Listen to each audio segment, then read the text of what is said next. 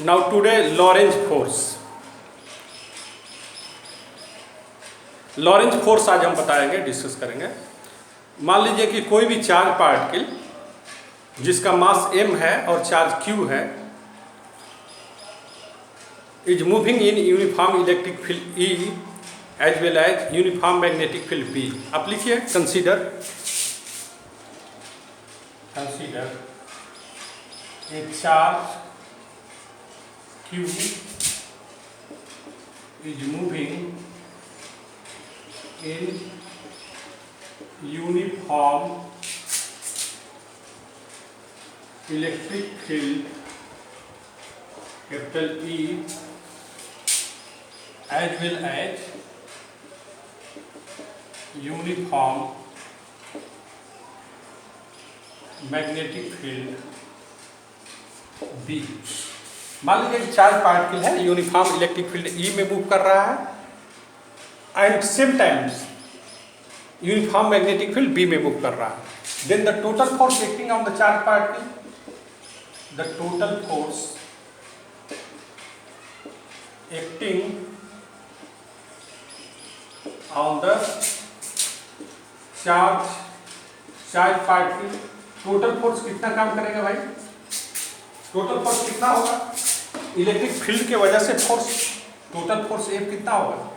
Electric field के वजह से फोर्स प्लस मैग्नेटिक फील्ड के वजह से फोर्स।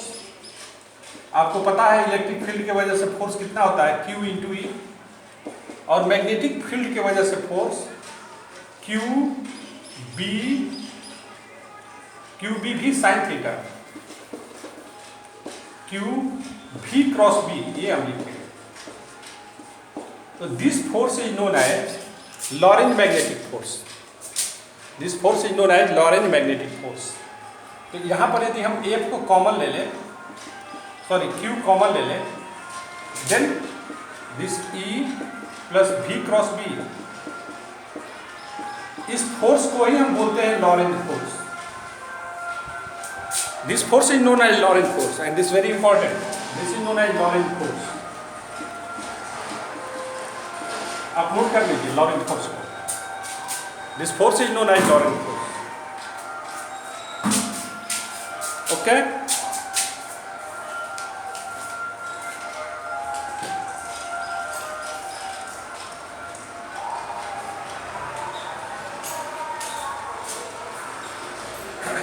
लॉरेंज फोर्स को आप नोट कर लिए। नाउ नेक्स्ट,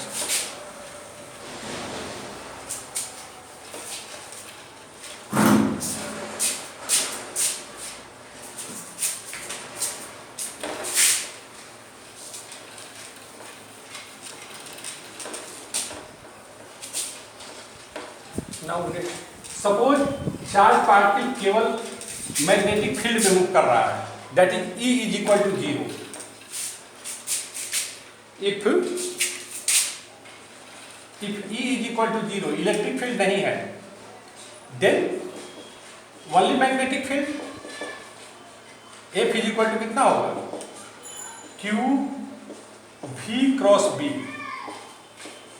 इसको हम लिख सकते हैं F is equal to QV cross B को हम लिखेंगे BV साइन थीटा, और इसका डायरेक्शन क्या होगा? आप लिख सकते हैं मैग्नीट्यूड ऑफ F को QVV साइन थीटा। अब देखिए इसका डायरेक्शन क्या होगा? इस V क्रॉस B का डायरेक्शन क्या होगा? The direction of this F is perpendicular to V as well as perpendicular to B। V और B दोनों के परपेंडिकुलर होगा।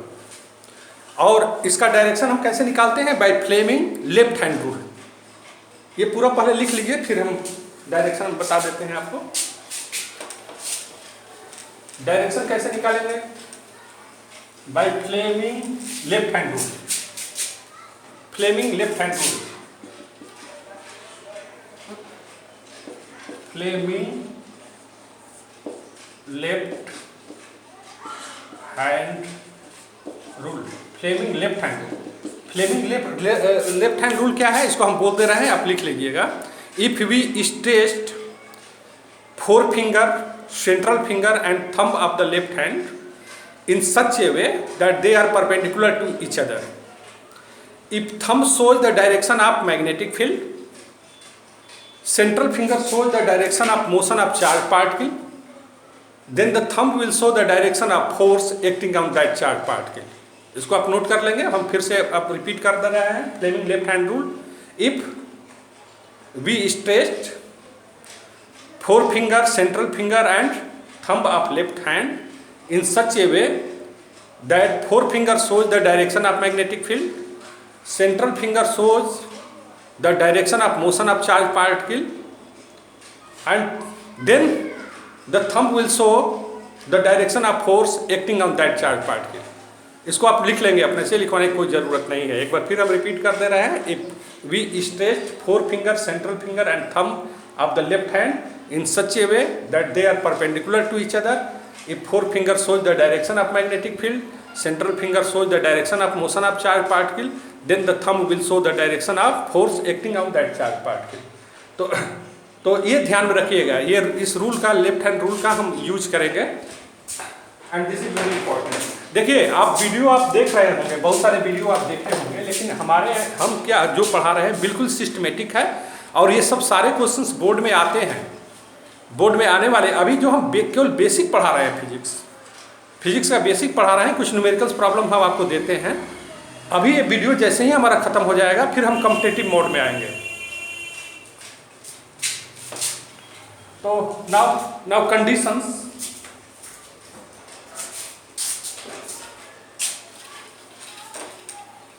आप देख लीजिए.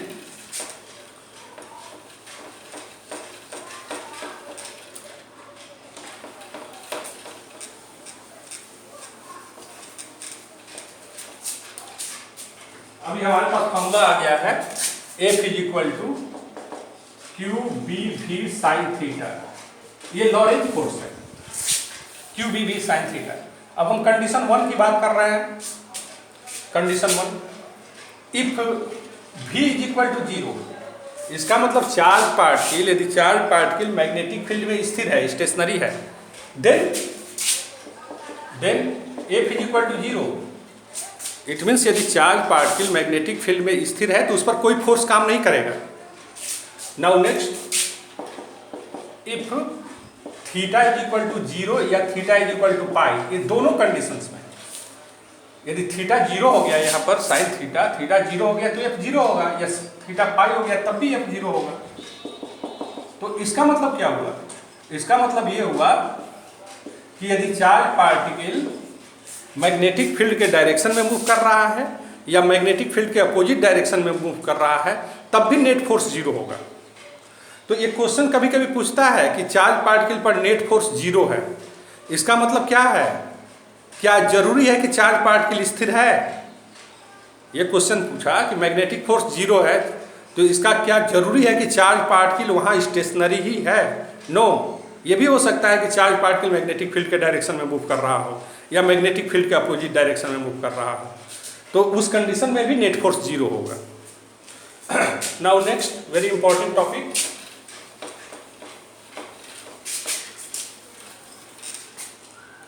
Motion of charge particle. Motion या पाथ आप लिख सकते हैं, path of charged particle moving in uniform magnetic field. Moving in uniform magnetic field. मान लो charge particle uniform magnetic field में इंटर कर रहा है. Suppose this uniform magnetic field, ये क्रॉस बताता है कि मैग्नेटिक फील्ड का डायरेक्शन इनवर्ड है, ये ध्यान में रखिएगा. This cross sign shows that the direction of magnetic field is inward, और dot that is direction of magnetic field is outward. Black board से बाहर निकल रहा है यदि डॉट होगा तब, और क्रॉस हो रहा है इसका मतलब मैग्नेटिक फील्ड बोर्ड के इनवर्ड है. देखो आप लिखिए, consider A particle of charge Q and mass M is entering in uniform magnetic field B perpendicularly. इस बात को लिखेंगे, हम लिखवा दे रहे हैं, जल्दी में थोड़ा लिख लीजिएगा. Consider a particle of charge q and mass small m is moving, is entering कर लीजिए, entering in uniform magnetic field, uniform magnetic field B perpendicularly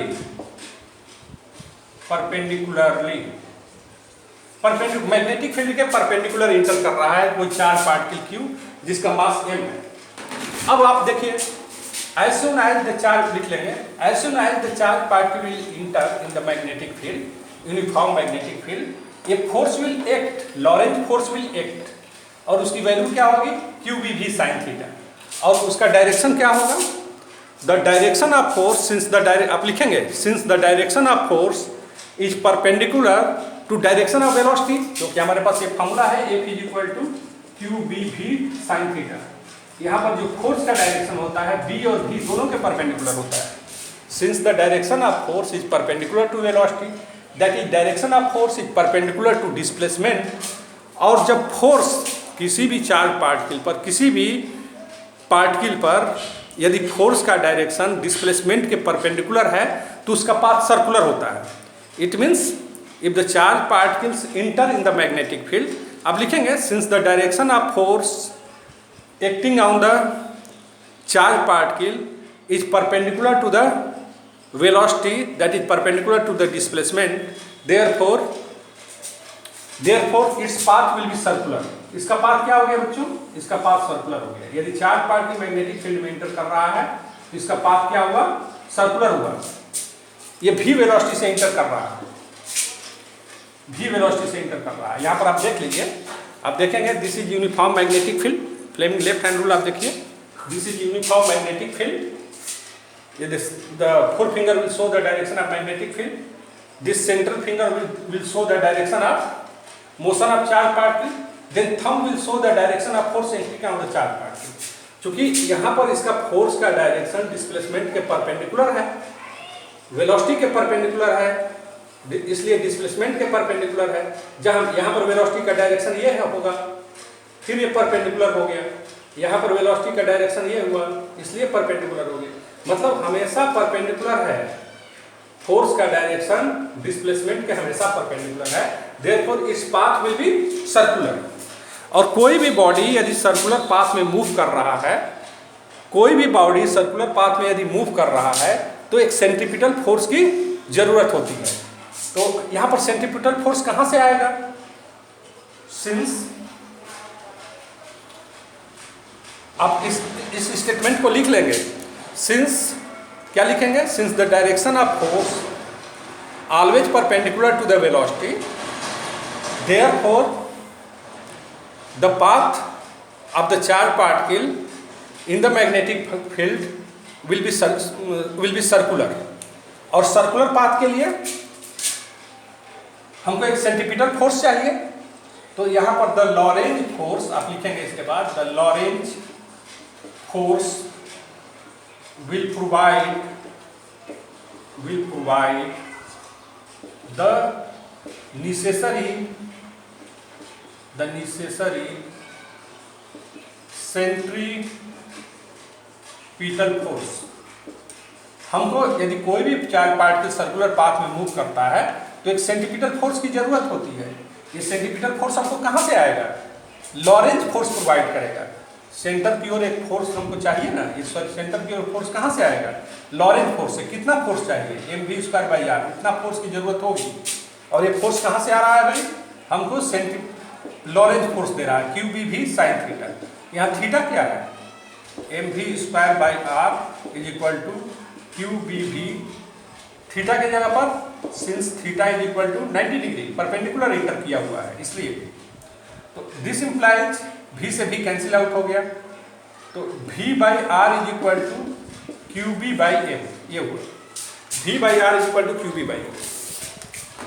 यहाँ पर आप इसको क्या लिख सकते हैं, इसको आप लिख सकते हैं R/V is equal to m/QB। देखिए this will be constant, this term ये क्या हो रहा है, ये कांस्टेंट हो रहा है, ये टर्म कांस्टेंट हो रहा है, आप यहाँ पर ध्यान दीजिए। यानी यदि आप वेलोसिटी बढ़ा दे रहे हैं, इस चार्ज पार्टिकल की वेलोसिटी बढ़ा दे रहे हैं तो उसका रेडियस भी बढ़ जाएगा। वेलोसिटी ज़्यादा होगी तो रेडियस भी बढ़ जाएगा, क्योंकि इधर टर्म आपका कोई भी चार्ज पार्टिकल है, मास उसका कांस्टेंट है, उस पर चार्ज कांस्टेंट है, मैग्नेटिक फील्ड यदि कांस्टेंट है तो r/v भी कांस्टेंट होगा। इट मीन्स यदि वेलोसिटी बढ़ाएंगे तो रेडियस भी ज़्यादा होगा। चार्ज पार्टिकल यदि स्लो इंटर कर रहा है मैग्नेटिक फील्ड में तो उसका रेडियस छोटा होगा। यदि चार्ज पार्टिकल बहुत ज़्यादा स्पीड से इंटर कर रहा है मैग्नेटिक फील्ड में तो उसका रेडियस बड़ा होगा। इसको जैसे हम क्लास में पढ़ाते हैं तो क्लास तो थोड़ा सा अलग होता है, हम कैमरा के सामने पढ़ाने में तो बहुत सारी चीज़ें नहीं दिक्कत होती है, बोलने में हेजिटेशन भी होता है। एक चीज़ हम आपको बताएं, हम जैसे क्लास में बताते हैं कि हमारे दो देवता हैं हमारे, एक शंकर भगवान, एक गणेश जी हैं और एक और है, क्या तो नाम है, कार्तिकेय। शंकर भगवान के दो लड़के हैं, एक शंकर जी हैं और एक शायद कार्तिकेय हैं, तो हम मिस कर रहे हैं। तो सबसे पहले पूजा किसकी होगी, ये बात आई। तो जो अर्थ का परिक्रमा या रोटेशन जल्दी कर लेगा उसकी पूजा सबसे पहले होनी थी, ये डिसाइड किया गया। तो चूंकि शंकर भगवान सबसे बड़े थे और उनकी सवारी क्या है, उनकी सवारी तो रैट मूसक, तो उसकी वेलोसिटी बहुत कम थी। तो वेलोसिटी बहुत कम थी इसलिए उन्होंने एक्सिस के अबाउट, उसका रेडियस बहुत कम था। जो भी पोल है, पोल मतलब शंकर भगवान, रेडियस छोटा सा रेडियस ले करके और उन्हें परिक्रमा कर लिया। और कार्तिकेय, उनका सवारी स्पीड बहुत ज़्यादा था, वेलोसिटी बहुत अधिक थी, तो रेडियस बहुत ज़्यादा था। तो बस हम ये आपको समझाने के लिए हम ये कह रहे हैं कि यदि वेलोसिटी ज़्यादा है तो रेडियस, यूनिफॉर्म मैग्नेटिक फील्ड में यदि वेलोसिटी ज़्यादा है तो रेडियस कम होगा, वेलोसिटी कम है तो यदि वेलोसिटी ज़्यादा है तो रेडियस भी ज़्यादा होगा, यदि वेलोसिटी कम है तो रेडियस भी कम होगा। v/r की वैल्यू हमेशा कांस्टेंट होगी। ओके, आप समझ गए होंगे इस बात को। एक और इम्पॉर्टेंट चीज़ है यहाँ पर, चलिए थोड़ा सा और इसको हम आगे बढ़ाते हैं, उसके बाद हम बताएंगे आपको।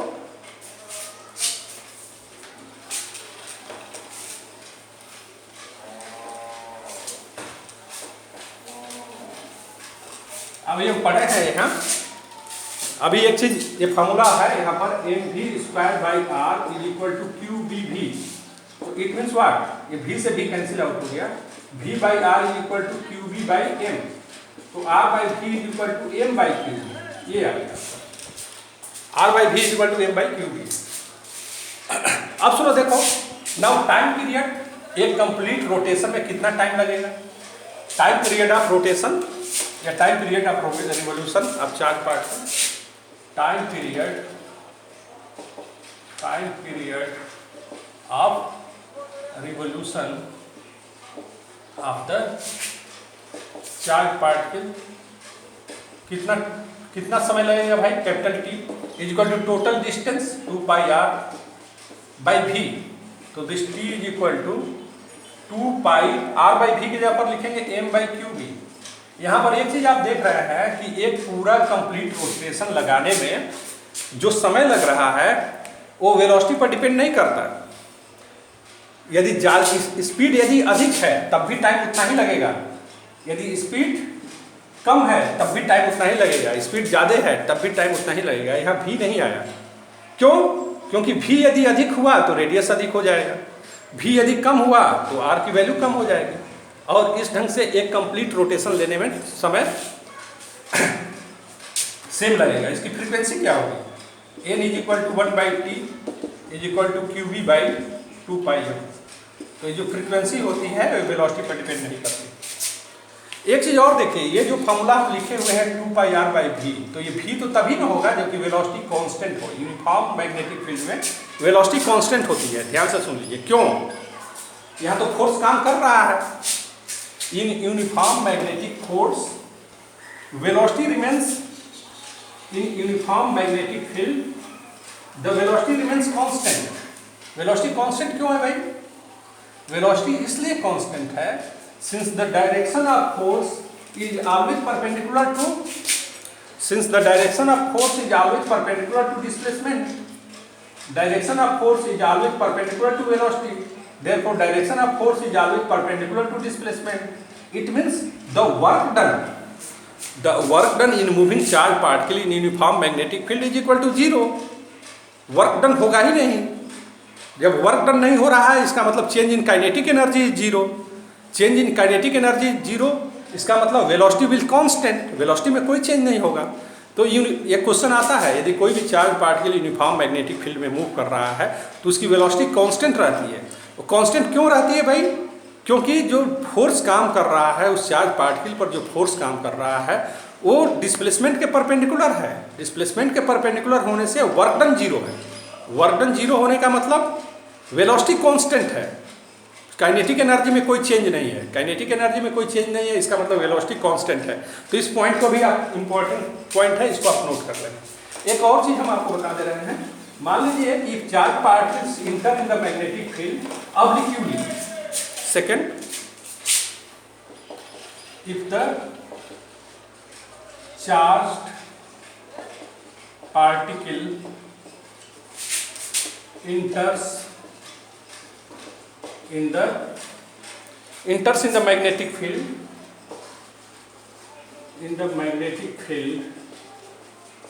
obliquely enters in the magnetic field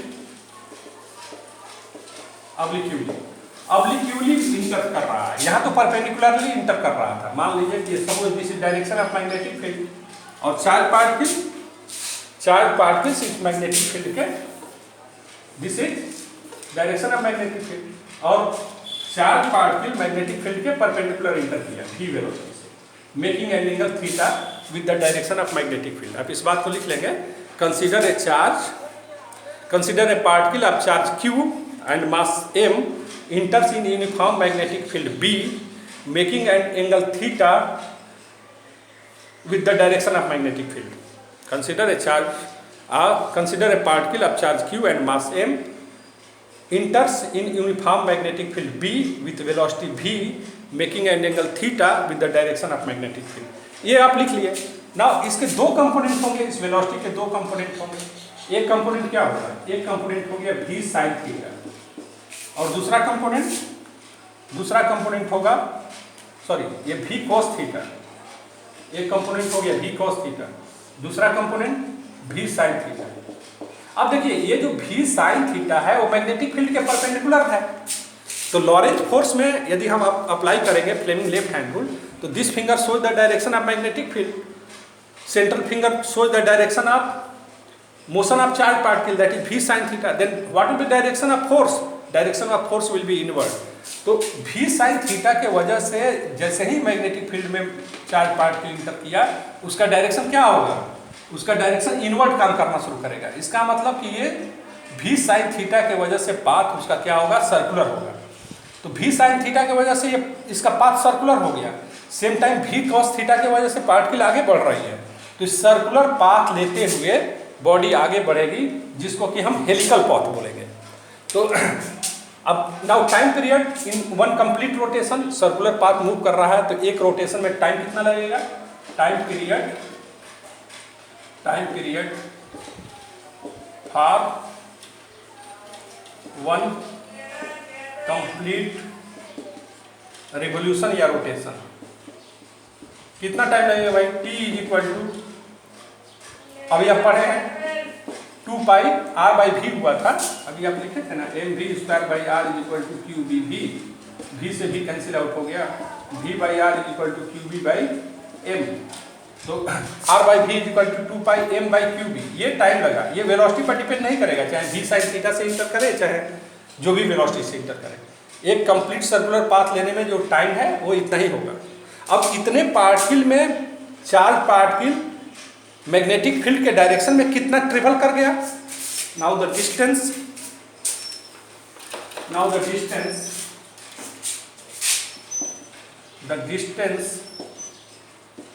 travelled by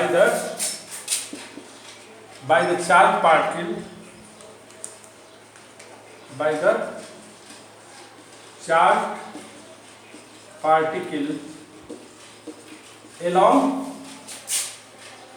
the direction of magnetic field, along the direction of magnetic field के डायरेक्शन में कितना मूव किया भाई, कितना मूव किया, डायरेक्शन में कितना मूव किया।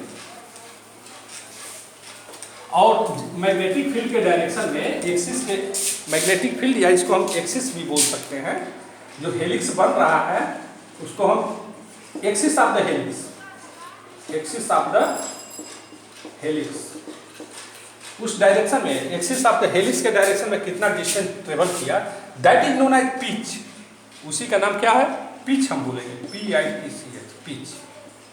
पिच को डिफाइन करना होगा, the distance travelled by the charge particle along the direction of magnetic field या axis of the helix in time period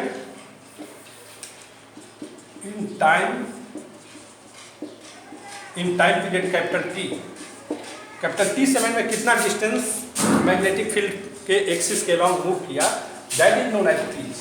तो जब पिच की वैल्यू हमको निकालना होगा तो क्या लिखेंगे, पिच की वैल्यू को हम x लिखेंगे, पिच यानी x इज इक्वल टू किस वेलोसिटी से मैग्नेटिक फील्ड के डायरेक्शन में मूव करेगा, v cos थीटा से, कितने समय तक, कैपिटल T तक। तो x is equal to v cos theta into capital T की जगह पर 2πm/qb। तो this will be expression for the pitch. एक कंप्लीट रोटेशन में जब तक सर्कुलर पाथ मूव, जब तक चार्ज पार्टिकल एक सर्किल कंप्लीट कर रहा है, एक सर्किट कंप्लीट कर रहा है, उतने समय में मैग्नेटिक फील्ड के डायरेक्शन में भी मूव कर गया। कितना डिस्टेंस मैग्नेटिक फील्ड के डायरेक्शन में मूव किया या हेलिक्स के एक्सिस के डायरेक्शन में कितना मूव किया, that distance is known as pitch. The distance travelled by the charge particle along the direction of magnetic field, the distance travel charge, ये तो जनरल पिच का ही डिफिनेशन है, चार्ज यहाँ पर हटा भी सकते हैं। द डिस्टेंस ट्रेवल्ड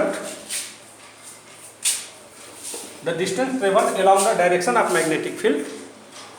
ओके, जो आप लिखे हैं ठीक है, रहने दीजिए। पिच को इसका हर एक जगह तो पिच का मीनिंग अलग अलग ना होगा। तो the distance travelled by the charge particle, रहने दीजिए, कोई बात नहीं, along the direction of magnetic field या axis of helix in the time period capital T is called pitch of the helix, pitch of the helix।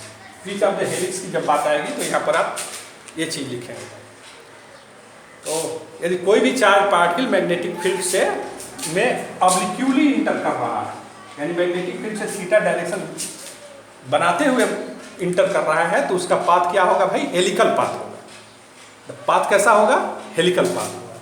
इस case में इसका path क्या होगा, ये भी था v cos थीटा, ये v sin थीटा हो गया था, v sin थीटा। ये पाथ कैसा होगा, इसका पाथ हेलिकल पाथ होगा, ये पाथ इसका हेलिकल होगा।